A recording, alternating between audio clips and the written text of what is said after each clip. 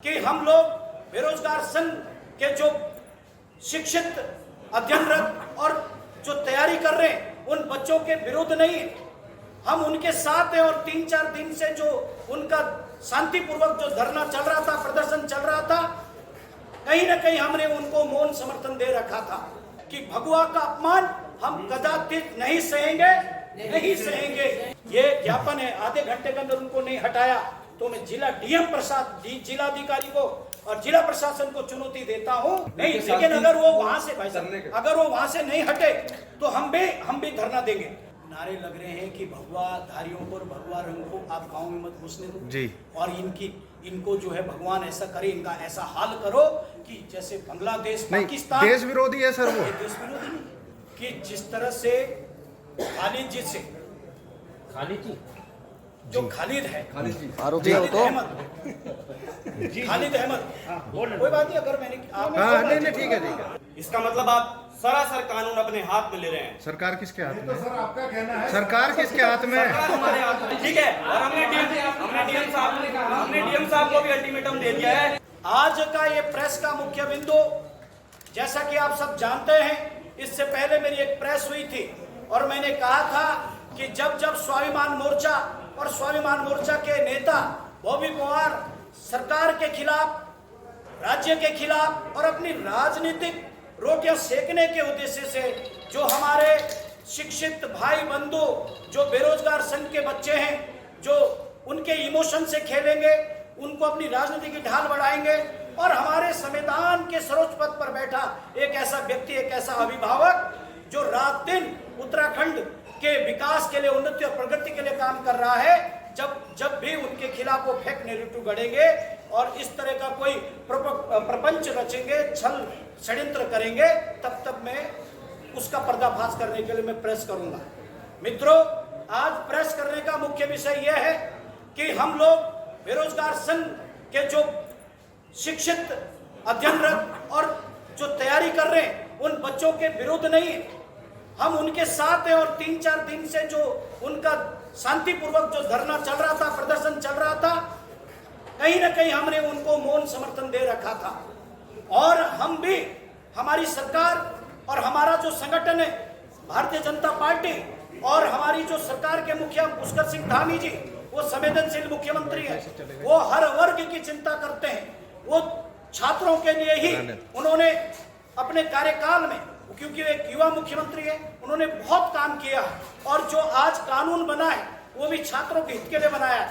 और त्वरित एक्शन लेने के लिए एक अभिभावक के रूप में उन्होंने इस युवाओं को रोजगार देने के उद्देश्य से 25,000 से अधिक भर्तियां आज तक कर दी है। और अभी सरकार का मार्च 2026 तक पूरा कैलेंडर है, और लगातार अभी 5 तारीख को भी भर्ती है, अगले महीने लगातार नवंबर, दिसंबर तक, मार्च तक भर्तियां हो रही हैं। लेकिन 21 तारीख में जो भर्ती परीक्षा थी, उस भर्ती परीक्षा को लेकर के जिस तरह से स्वाभिमान मोर्चा के लोगों ने, हमारे सीधे सच्चे जो हमारे भाई अध्ययनरत हैं, बेरोजगार संघ के लोग हैं, उनके बैनर का इस्तेमाल करते हुए अपने राजनीतिक जो मंसूबे हैं उनको एक षड्यंत्र के तहत उनको जो है आगे बढ़ाने का काम कर रहे हैं, और उनका जो आंदोलन है उसको हाईजैक करने का काम कर रहे हैं। हमारी संवेदनाएं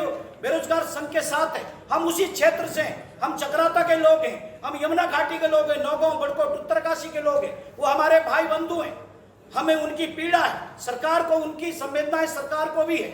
लेकिन जिस तरह से देश विरोधी नारे लगे और भगवा का विरोध हुआ, तो आज हम सब लोग वंदे मातरम ब्रिगेड के बैनर तले हम यहाँ पर आज इस प्रेस कॉन्फ्रेंस में आए, और इसका मुख्य उद्देश्य है कि भगवा का अपमान हम कदाचित नहीं सहेंगे, नहीं सहेंगे। और हिंदू धर्म पर, जहां धर्म का विषय नहीं, बेरोजगारों का सीधा डिमांड है, उनका एजेंडा है कि भर्ती प्रक्रिया पारदर्शिता से हो। बेरोजगारों की डिमांड है कि जो उनकी मांगे हैं उनको मानी जाए, जो कानून के दायरे में है, और उनका ये कभी सरकार विरोधी एजेंडा नहीं रहा। और इसके साथ साथ उनका एजेंडा कभी नहीं रहा कि वो भारत माता का जो हमारा भगवा ध्वज है, जो सनातन धर्म का एक ध्वजवाहक है, और मैं कह सकता हूं कि सनातन धर्म का भी एक ध्वजवाहक है। युगों युगों से भगवा ध्वज हमारे लिए पवित्र है और पावन है। आज भगवा ध्वज के लिए उस कार्यक्रम से बेरोजगारों के कार्यक्रम को हाईजैक किया जा रहा है, उसको शाहीन बाग बनाया जा रहा है, और ऐसा प्रतीत हो रहा है कि वहां पर देश विरोधी जो ताकतें हैं, जो सरकार विरोधी जो मानसिकता के लोग हैं, उन्होंने बेरोजगार संघों के कार्यक्रम को, धरने प्रदर्शन को उन्होंने हाईजैक कर लिया है, उसको इस्तेमाल कर रहे हैं अपनी राजनीतिक रोटियों सेकने के लिए। और मैं एक बात स्पष्ट करना चाहता हूं कि जिस तरह से हरियाणा से लोग आ रहे हैं, यूपी से लोग आ रहे हैं, दिल्ली से लोग आ रहे हैं, जेएनयू से लोग आ रहे हैं, तो जब जो आतंकवादियों के नारे हुआ करते थे, जो कभी बेरोजगार संगठन के नारे नहीं है, उनका एजेंडा पारदर्शी परीक्षा है, उन बच्चों का पढ़ाई करने का काम है। उन बच्चों का कहना है कि सरकार हमारी डिमांड्स को मांगे, और सरकार उनकी डिमांड्स पूरी कर रही है। लेकिन इस तरह के जो नारे लग रहे हैं, आज हमको मजबूर होकर समाज के अंदर जो रोष व्याप्त है, जो इन्होंने कहा कि एक महिला वहां कह रही है कि हमारे पास डंडे दे दो, इन भगवाओं को गांव में मत घुसने दो, और इनके डंडे हम ले लेंगे, झंडे हम ले लेंगे, भगवा इनको दे देंगे। और एक इतनी बददुआ वो दे रही है लेडी, वो हमारी बहन। मैं तो कह रहा हूं, भगवान देवभूमि उत्तराखंड में जब लोग आते हैं तो यहाँ संस्कार सीखने के लिए आते हैं, ज्ञान प्राप्त करने के लिए आते हैं। तो सद्बुद्धि दे उत्तराखंड के देवी देवता कि वहां पर वो महिला कह रहे कि इतना मौसम खराब हो जाए, इतना माहौल खराब हो जाए उत्तराखंड का कि यहाँ सब आग में जल जाए, मर जाए, ये बददुआएं वो दे रही है। ऐसे हम कैसे बर्दाश्त कर सकते हैं? उत्तराखंड के लिए कैसे बर्दाश्त कर सकते हैं? और मैं कहना चाहता हूं कि वहां पर बेरोजगार संघ के जो लोग हैं, जो छात्र प्रोटेस्ट कर रहे हैं शांतिपूर्वक, हमारी संवेदना उनके साथ है। लेकिन जो राजनीतिक बेरोजगार हैं, बॉबी पवार, आपको शर्म नहीं आती? राम कंडवाल जी, आपको शर्म नहीं आती? आपको तत्काल 3 दिन से लगातार वो हिंदुत्व के बारे में बोल रही है, हिंदू धर्म सर्वोपरि नहीं है। किसने पूछा? ये एजेंडा तो नहीं बेरोजगार संघ का? तो आपको शर्म नहीं आती? आपको वहां पर तत्काल उसको रोकना चाहिए था। अगले दिन आपका स्टेटमेंट आना चाहिए था कि ये महिला जो है बाहर से आई है, ये हमारी बेरोजगार संघ की नहीं। तो मैं कहता हूं, चाहे वो सुरेश सिंह हो, प्रीत, चाहे वो बॉबी पवार हो, चाहे वो अपना त्रिभुवन जी हो, चाहे अपने वो जो संचालन कर रहे हैं बिट्टू वर्मा, ये सब राजनीतिक बेरोजगार हो सकते हैं। असली बेरोजगार तो 20% है वहां तो शाहीन बाग बनाने का प्रयास हो रहा है। सरकार के खिलाफ हमारे नेताओं के नाम ले ले करके घाम तापो, हमारे प्रदेश अध्यक्ष जी का नाम लिया जा रहा है, हमारे सांसदों का नाम लिया जा रहा है। अरे भैया, किस बात का बेवजह का हंगामा क्यों बरपा रहे हो? क्यों बेवजह का हंगामा बरपाया है? धामी जी को हमने बार बार आजमाया है, और धामी जी हिमालय पुत्र है। सरकार बहुत अच्छा काम कर रही है। और मैं कहना चाहता हूं, क्या ताली में जा रहे हो? क्या कर रहे हो ये? क्या है ये? ताली नहीं, प्रेस है, ताली नहीं। मैं कहना चाहता हूं 21 तारीख के प्रश्न ताली बजाने पर आता हूं। नहीं, बिल्कुल मैंने रोक दिया। 21 तारीख के प्रश्न पर आता हूं। जब ये पेपर लीक होने की जो बात कर रहे हैं, ये पेपर लीक नहीं, ये पेपर के 3 पेज आप सब जानते हैं बाहर आए, और बाहर किसने भेजे? खालिद अहमद जी ने। और वो खालिद अहमद कौन है? वो कल्पिट है, वो अभी प्रथम दृष्टया दोषी है, और उसके साथ सुमन जो असिस्टेंट प्रोफेसर, वो भी दोषी है। लेकिन एक बात बताइए बॉबी पवार जी, आप जब स्वाभिमान मोर्चा आपने बना दिया, आप बच्चों को भड़काने का, उनको उकसाने का और अपनी राजनीतिक रोटी सीखने का काम क्यों कर रहे हैं? आपका क्या काम है? वहां रहने दीजिए ना बेरोजगार संघ के लोगों को। तो आपके बाद जब 10 बजे आप कह रहे हैं पेपर आ गया था, तो आप क्या कर रहे थे? आप घाम ताप रहे थे। आपने क्यों नहीं प्रशासन को बताया? आप राजनीतिक फ्रंट चला रहे हैं, स्वाभिमान मोर्चा चला रहे हैं, आपने चुनाव लड़ा है, आपकी नैतिक जिम्मेदारी बनती है। आप 10 बजे ही प्रशासन को बोल देते, और फिर उस महिला को जिसने पेपर, सुमन प्रोफेसर ने पेपर सॉल्व करके खालिद की बहन साबिया को दिया, तो खालिद भी दोषी है, साबिया भी दोषी है और सुमन भी दोषी है, तो बॉबी पवार जी आप दोषी नहीं है? आप क्यों दोषी नहीं है? आपने क्यों नहीं प्रशासन को बताया? क्या कॉन्स्पिरेसी है? क्या खालिद से क्या रिलेशन है बॉबी पवार का? हम यहां पर जो राजनीतिक बेरोजगार है उनका विरोध करने आए। त्रिभुवन जी कौन से बेरोजगार है? मैं एक सवाल और करना चाहता हूं। त्रिभुवन जी, सुरेश जी, बिट्टू वर्मा जी और हमारे बॉबी पवार जी, इन सब की आप जांच करिए। आपके माध्यम से कहना चाहता हूं, इन्होंने पिछले 3-4 सालों से कितने बार पेपर दिया? इन्होंने कोई पेपर दिया? कहां प्रत्याशित चुनाव लड़े हुए? और बच्चे सरकार के खिलाफ नहीं है, बेरोजगार जो हमारी युवक युवतियां हैं वो सरकार के खिलाफ नहीं है, लेकिन बाहर से आए लोग इंस्टिगेट कर रहे हैं। और जब जब हिंदुत्व के ऊपर, भगवा ध्वज के ऊपर सवाल उठाए जाएंगे, अपमान होगा, तो हम राष्ट्रभक्त, हम देशभक्त के लोग सड़कों पर उतरेंगे और भारत माता के ये सच्चे सपूत वंदे मातरम ब्रिगेड के रूप में उसका विरोध करेंगे। और मैं आज कहना चाहता हूं इस प्रेस के माध्यम से, क्योंकि मेरे और साथी भी हैं, आप नीरज जी हैं, डीएवी कॉलेज के पूर्व महासचिव हैं, आप हमारे मंडल अध्यक्ष जी हैं कालसी के, आप हमारे जिले के नरेश जी भाई साहब, आप सामाजिक क्षेत्र में आपका बड़ा नाम है, जिला उपाध्यक्ष जी हैं, आप मेरे साथ प्रेस में बैठे हमारे गजेंद्र जी एक सामाजिक संगठन से भी जुड़े हैं, विचार परिवार से भी जुड़े हैं, आप मंडल अध्यक्ष कुआसी हैं, आप पूर्व प्रदेश मंत्री एसटी मोर्चा सरदार चौहान जी हैं। ऐसे हमारे साथी पूरे लाखा मंडल चक्रोता उसी क्षेत्र से, वहीं से जहां से बॉबी पवार, हम उसी क्षेत्र से आए और ये समझाने हैं कि अभी भी समझो, आप राजनीति करिए, खूब राजनीति करिए, सरकार पर क्वेश्चन उठाइए, लेकिन आप के मंच पर सरकार को गालियां दे रहे हैं। आपके मंच पर जो मतलब सर्वोच्च पद पर बैठा है, जो दिन रात काम कर रहा है, संवेदनशील मुख्यमंत्री, वो एक मतलब पूरे विश्व में उनका नाम है, उन्होंने ऐतिहासिक काम किए, उन पर उनके लिए आप डायपर उपयोग कर रहे हैं, डायपर ला रहे हैं। क्या संस्कार है उन बच्चों के? क्या उनके ब्रेन वॉश आप कर रहे हैं? मेरे समझ से परे कहां पर मति हरण हो गई तुम लोगों की? अरे भैया, क्या डायपर से आपका प्रोटेस्ट सफल होगा? क्या भगवा को गाली देकर आपका प्रोटेस्ट सफल होगा?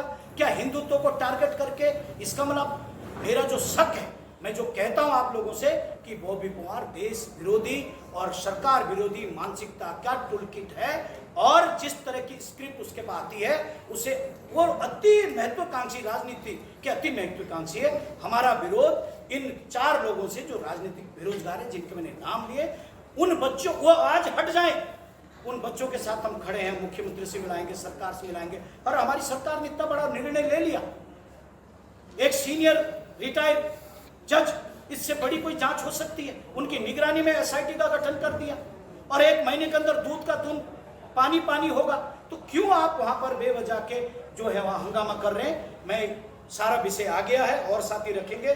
मेरे को इतना निवेदन है कि मैं आपके प्रेस के माध्यम से, मैंने व्हाट्सएप, क्योंकि इलेक्ट्रॉनिक और इंटरनेट का जमाना, गूगल का जमाना, मैंने एसएसपी और डीएम को ये ज्ञापन भेज दिया है और आपके माध्यम से भी मैं भेज रहा हूं कि धारा 163 जो 144 थी पहले बीएनएसएस, उसका सीधा उल्लंघन इन लोगों के द्वारा किया जा रहा है, जो ये तथाकथित गैर राजनीतिक बेरोजगार लोग हैं। बेरोजगार संघ के लोगों को नहीं मैं कह रहा हूं, उन बच्चों के लिए नहीं कह रहा हूं, ये जो अपनी राजनीति रोटियां सेक रहे हैं। तो मैं डीएम को अल्टीमेटम देता हूं कि यदि आपने आधे घंटे के अंदर सार्वजनिक स्थल पर एक जो साइन बाग बनने जा रहा है, जो जिस तरह के नारे दिल्ली में लगते हैं, ये कांग्रेस के नारे जो लगते थे, और जो एक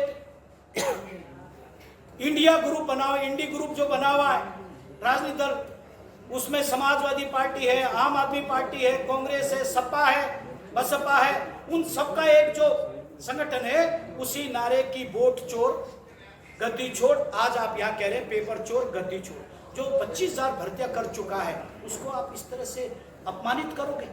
तो अगर आप ऐसे संवेदनशील मुख्यमंत्री, जो एक सैनिक पुत्र है, जो एक भारत मां का लाल, एक साधारण परिवार से आया है, जिन्होंने आपदा के संकट में पूरे प्रदेश को गले से लगाया है, जो एक अभिभावक के रूप में ऊपर निखरे हैं, और आज तक उन्होंने उनके मुंह से कभी भी किसी के लिए अपशब्द नहीं निकले। यदि ऐसे व्यक्ति के खिलाफ आप जो विपक्ष के लोग हैं, आप चाहे कांग्रेस के लोग हों, आप चाहे यूकेडी के लोग हों, आप चाहे आम आदमी पार्टी के लोग हों, आप सब लोग यदि मुख्यमंत्री पुष्कर सिंह धामी जैसे सज्जन व्यक्ति और विकास पुरुष के खिलाफ, वो एक धार्मिक व्यक्ति है, वो एक बहुत अधिक पूजा पाठ करने वाले व्यक्ति, दयालु व्यक्ति है, यदि उस व्यक्ति को आप बदनाम करोगे, फेक नैरेटिव गढ़ोगे, उनको उनकी सरकार को अस्थिर करने का काम करोगे, तो मैं बता रहा हूं बॉबी पवार सहित जिस दिन उनकी हाय लगेगी वो आप बच नहीं पाओगे। वो व्यक्ति इतना सज्जन और इतना दिव्य पुरुष। आप लोग अब यहाँ से बेरोजगार संघ के धरने पर जाएंगे क्या विरोध करने? नहीं, मैं अभी ये कह रहा हूं कि यदि ये ज्ञापन है आधे घंटे के अंदर उनको नहीं हटाया तो मैं जिला डीएम प्रसाद जिलाधिकारी को और जिला प्रशासन को चुनौती देता हूं और आह्वान करता हूं। गौड़ साहब अभी आपने डीएम साहब वहाँ पर उनका शुक्रिया अदा करके आए छात्रों का। नहीं, लेकिन अगर वो वहां से भाई साहब अगर वो वहां से नहीं हटे तो हम भी धरना देंगे। और मेरी कई गाड़ियां, क्योंकि सड़कें खराब है, कई गाड़ियां अभी विकास नगर से इधर को चल पड़ी है और मैं भी लगातार तब तक बैठूंगा जब तक वो उल्लंघन करेंगे, हम भी इसका बिल्कुल। अगर धर्म से तो आप ही ने जोड़ दिया इसको। मूल अधिकार सबको है, इसीलिए तो कह रहा हूं, अभी उल्लंघन नहीं कर रहा हूं। सुबोध जी ने कहा था, मेरे कम से कम 200-300 लोग अभी पार्टी कार्यालय में। सुबोध जी ने सुबह कहा कि आप सरकार से जुड़े हैं तो क्या आप उल्लंघन करेंगे? मैं कहा नहीं, आपकी परमिशन के बिना हम कुछ नहीं करेंगे। अभी जब मैं आ रहा तो आपने कहा ठीक है जाइए। गौड़ साहब अभी आपने अभी 1 मिनट सवाल सुन लीजिए, सवाल सुन लीजिए। अभी आपने बॉबी पवार पर आरोप लगाया कि देश विरोधी गतिविधियों में संलिप्त है। आप साक्ष्य दीजिए, पुलिस को दीजिए। आप बताइए ना, वो तो आप सबने क्या है देश विरोधी गतिविधियां कौन कौन सी उनकी? देश विरोधी गतिविधियां हैं जो वहां पर नारे लग रहे हैं। कौन से नारे लग रहे हैं? नारे लग रहे हैं कि भगवा धारियों को और भगवा रंग को आप गांव में मत घुसने दो जी, और इनको जो है भगवान ऐसा करे, इनका ऐसा हाल करो कि जैसे बांग्लादेश, पाकिस्तान। देश विरोधी है सर, वो देश विरोधी नहीं कि जला लेंगे, राज्य विरोधी। जब ये भड़का रहे हैं, ये दंगा नेपाल को उदाहरण दे रहे हैं, वो बांग्लादेश को उदाहरण, बेरोजगार संघ का कोई एजेंडा है। कल एक बहुत बड़ी घटना हुई है लेह लद्दाख में, ठीक है, जो शांतिपूर्ण आंदोलन था वो बदल गया। तो इस तरह की घटनाएं बढ़ रही है। ये तो अगर किसी ने अंदेशा जता दिया है तो क्या बुराई है? अंदेशा नहीं है, वो कह रहे हैं इनके मैं प्रार्थना करती हूँ कि इतना माहौल खराब हो जाए, इतना मौसम खराब हो जाए कि भगवाधारी सब मरे और उनकी लाशें इस भगवे में लपेट के आ जाए। दूसरी बात, जो कश्मीर का नारा था, किससे आजादी चाहिए? आजादी आजादी किससे चाहिए? एक एक करके भाई बयान करो। आप कार्रवाई क्यों नहीं कर रहे? अगर ऐसी बात है तो आप बोल रहे हो सच है, तो अभी तक वो क्यों नहीं अंदर हुए, क्यों बाहर है? सरकार आपकी, मैं आपको आज बता रहा हूँ कि हमारी सरकार संवेदनशील सरकार है और हमारे मुख्यमंत्री संवेदनशील है। वहाँ हमारे युवा बच्चे बैठे हैं। ये जो राजनीतिक बेरोजगार लोग हैं, जब ये डरते हैं, स्वाभिमान मोर्चा के लोग छात्रों को आगे करते हैं।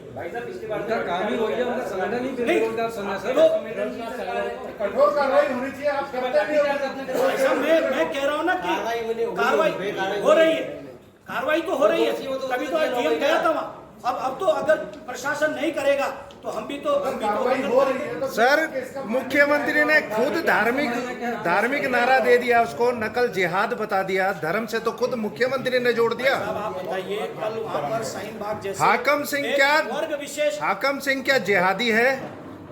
जो गौड़ साहब आए वो जिहादी हैं। उससे पहले पकड़े गए व्यक्ति जो वो है जिहादी हैं।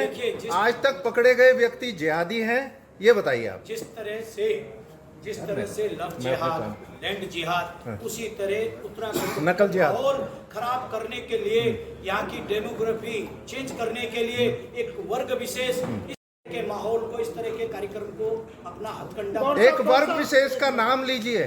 गौड़ साहब, जिहाद का मतलब क्या होता है? पहले नहीं यार, छोड़ दो, होने तो जो पता तो चलना लीजिए।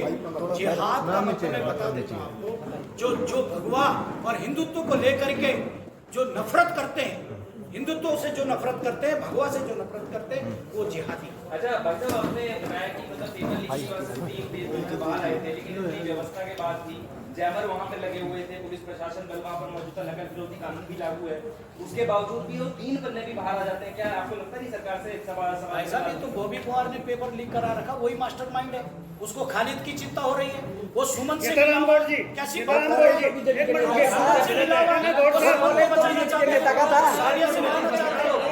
ऐसी बात कर रहे हैं गौड़ साहब 3 बार गौड़ साहब बोला है मैंने जी। अगर बॉबी पवार नकल का दोषी है तो वहाँ क्यों बैठा है, जेल में क्यों नहीं है? पहला सवाल। दूसरा सवाल ये है कि क्या आप चाह रहे हैं कि वो उत्तराखंड सरकार से सवाल न करें, तो फिर बताएं कि वो किस सरकार से सवाल करें। दूसरा सवाल ये हो गया। तीसरा सवाल ये है कि अगर आप धरने पे बैठेंगे तो वो सीबीआई जांच की मांग को लेकर बैठे हैं, आप किस मांग को लेकर बैठेंगे? तीनों सवालों का सीधा जवाब। पहले सवाल का जवाब ये है कि जिस तरह से खालिद जी से जो खालिद है, आरोपी हो तो खालिद अहमद, कोई बात नहीं, अगर मैंने नहीं ठीक है अगर मैंने बोल दिया, जब तक वो अभी सस्पेक्ट है, उसको पकड़ा है, दोषी माना है, उसको पकड़ा गया है, कोई बात नहीं। बॉबी को आप जी नहीं लगा रहे, खालिद को जी लगा रहे, कोई बुराई नहीं।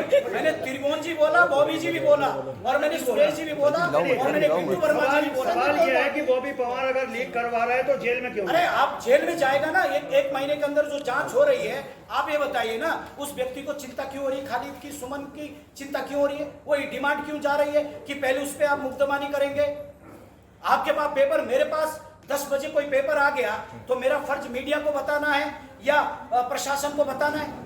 आप रोक सकते थे 10 बजे, आप गारंटी कह रहे हैं 11:30 बजे 11:35 पे पुलिस को बताएंगे। किसकी घटना है? सुमन ने खुद कहा है कि उसे पुलिस प्रशासन की व्यवस्था पर यकीन नहीं है, इसीलिए उन्होंने उत्तराखंड बेरोजगार संघ को संपर्क अरे किया। ये तो अपनी राजनीति स्वाभिमान मोर्चा बनाया, उन्हें चुनाव लड़ना है।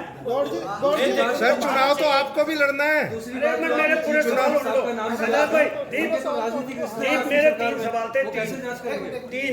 पहले सवाल में आपने जवाब दे दिया कि कार्रवाई होगी। हम तो ये सोच रहे थे पहले कार्रवाई हो तब आप प्रेस वार्ता करने आए। चलिए कोई बात नहीं, आप पहले आगे। दूसरा ये है कि अगर वो अपनी सरकार से सवाल जवाब नहीं करेंगे तो ये बताओ सवाल करेंगे किससे? सवाल करिए ना, आप भी सवाल कर रहे हैं, मैं रिस्पेक्ट से कर रहा हूँ ना। आप डायपर दिखा करके, भगियों को गाली दे करके, हिंदू धर्म सर्वोपरि नहीं है, आपको तत्काल उन लोगों को अपने किस सरकार से सवाल करें? नहीं, उनको अपने धरने से भगा देना चाहिए था और उनका स्पष्टीकरण आना चाहिए था, तब हम उनको मानते। अरे तुम कुछ बोल रही, 3 दिन तक वो महिला, सर उस महिला ने ये बोला है कि मैं हिंदुत्व तो किसी भी धार्मिक होने से पहले जो है भारतीय हूँ। ये कितना, लेकिन ऐसा तो नहीं है भाई साहब। उसने सीए भी तो बोला है। आप भगवा के लोगों को माहौल खराब करे, बददुआ दे कि यहाँ सब मरे, सांप्रदायिक अच्छा वो भड़काए। किस धर्म की थी महिला? भाई साहब ये वो महिला किस धर्म की थी वो बता दीजिए। मैं वहाँ पर, हम सब किसी भी धर्म से जुड़े हैं, हमारी आस्था का विषय है, लेकिन हम किसी धर्म को गाली नहीं दे सकते। हम किसी भगवा ध्वज को, हमने किसी दूसरे मजहब के कोई व्यक्तियों को हम टारगेट नहीं कर सकते। अंतिम सवाल ये था कि बॉबी पवार तो सीबीआई जांच की मांग को लेकर बैठा है, आपने कहा कि मैं वहीं धरने पे बैठूंगा। आपकी मांग क्या होगी? हमारी मांग ये है, 1 मिनट भाई साहब, हमारी मांग है कि जब हमारी गवर्नमेंट ने, माननीय मुख्यमंत्री जी ने तत्काल ताबड़तोड़ एक्शन ले लिए, धाकड़ एक्शन ले लिए, और एक BS वर्मा जी हैं, रिटायर्ड जज है, जज की इन्वेस्टिगेशन की निगरानी में SIT गठित कर दी। इससे बड़ी जांच क्या हो सकती है?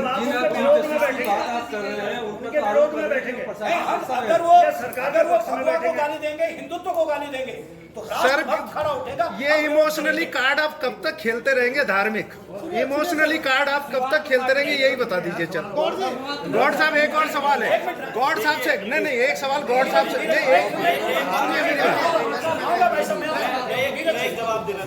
गौड़ जी आप गीताराम जी कहीं भागे नहीं जा रहे हैं, इसमें आप इनसे सवाल कर लीजिए। जी बोलिए, चलिए। मैं एक बात रखना चाहता हूँ। धारा 163 लगती है देहरादून में, ठीक है। तो बेरोजगार संघ के लेटर पैड पे एक लेटर आता है कि हम धारा 163 को खारिज करते हैं जी। क्या आप आज सरकार से इतने बड़े हो गए, संविधान से इतने बड़े हो गए, जो धाराएं हैं उसको आप अपने लेटर पैड पे खारिज कर रहे हैं जी। इसका मतलब आप सरासर कानून अपने हाथ में ले रहे हैं। सरकार किसके हाथ में? सर आपका कहना है सरकार किसके हाथ में सरकार है? हमारे हाथ में। तो आपने कार्रवाई क्यों नहीं करी अब तक? सुनो, आज अगर 1 घंटे पहले हाँ। अगर आपको सूचना होगी तो आज वहाँ पे डीएम साहब, कप्तान साहब वहाँ पे गए थे, धन्यवाद करके आए उनका। धन्यवाद करके आए हैं। ठीक है, उनसे बातचीत हुई है कि जो ये गलतियां हुई है, जो भी हो रही है चीजें, ठीक है, इसके बारे में सरकार पूर्ण रूप से एक्शन ले रही है। ठीक है, ताबड़तोड़ कार्रवाई कर रही है। खालिद नाम का एक व्यक्ति है, उसको भी गिरफ्तार कर लिया गया है। आपका क्या नाम है? नीरज सिंह चौहान। चौहान जी, आपको पता है वो तो सुबह बैठे, रात को 163 लग गई थी, और जब 163 लग गई थी तो ये इतने लोग वहाँ बैठ कैसे गए? तभी ये सवाल नहीं है। बिल्कुल सवाल है आपका। हाँ, तभी कैसे बैठे? तभी वही बात मैं आपको दोहरा रहा हूँ, यही बात करने आज डीएम साहब, एसएसपी साहब वहाँ गए थे। 5वें दिन समझाने गए ये बात? गए हैं, समझाने तो गए हैं। भाई जनता तो हमारी है, लोग हमारे हैं, बेरोजगार बच्चे हमारे हैं। हाँ, तो फिर क्यों करे कि उन्होंने लिख दिया है? यही 163 धारा का सर, उल्लंघन कर रहे हैं। 1 मिनट चौहान जी, अब आप शांत हो जाइए। अब आप, परंतु अगर 163 का उल्लंघन करेंगे, आप कानून अपने हाथ पहले में दिन नहीं हो ले गया था सकते। उल्लंघन तो। उनको सचेत कर दिया, आप कानून अपने हाथ में नहीं ले सकते, आप सरकार नहीं बन सकते। गॉड साहब, इस बात का विशेष ध्यान रखना। ठीक है, और हमने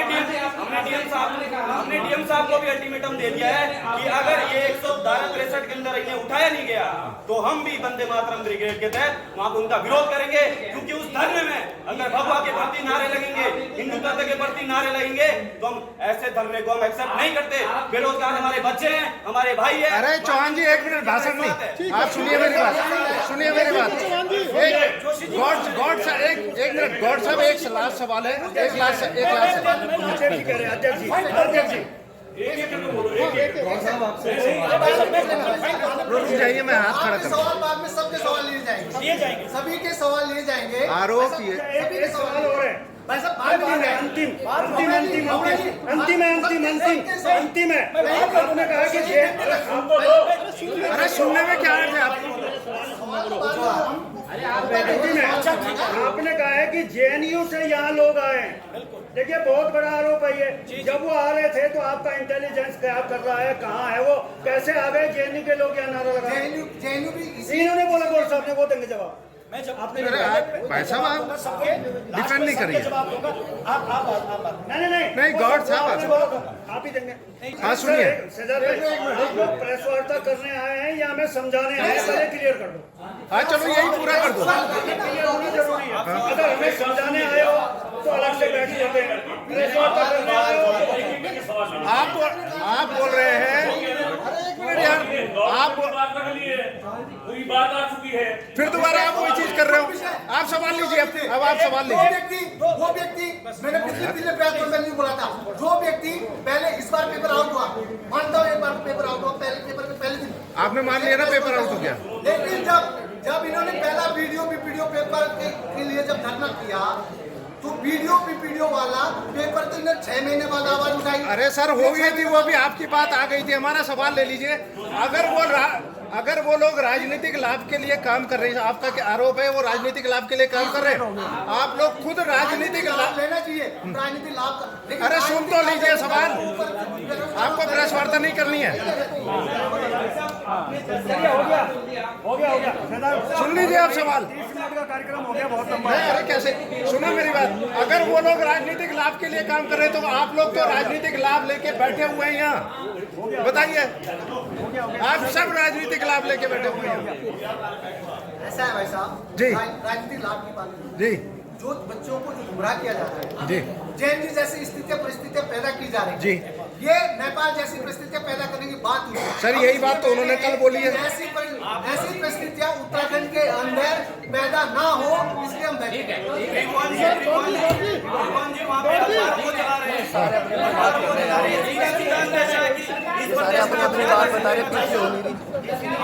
अच्छा, कल एक बुलडोजर की कार्रवाई हुई है, हाकम सिंह के यहाँ बुलडोजर कब चलेगा ये बताइए। पहले भी बुलडोजर चला है, बताओ, अभी चलेगा, अभी चलेगा। पहले भी बुलडोजर चला, अब पता एक ही है, चल चुका है, दूसरा ये कब चलेगा? हमारे भी पहले कार्रवाई हुई, अभी चलेगा। ठीक है, अभी नहीं चलिए, ठीक है, बहुत बहुत धन्यवाद। धन्यवाद। चलिए, धन्यवाद धन्यवाद आपका, धन्यवाद। अरे कट करो, आधा घंटा हो गया, आधा घंटा का हो गया। बेरोजगारों की मांग नहीं भाई साहब, ये कौन सा मोर्चा है? स्वाभिमान मोर्चा की मांग है बेरोजगारों का पारदर्शी भर्तियां, वो हमारी सरकार कर रही है। ये सिर्फ राजनीतिक बेरोजगार लोग हैं, ये चाहते हैं कि परीक्षाएं ना हो और जो हमारे युवा हैं वो हमारे राजनीतिक ये है।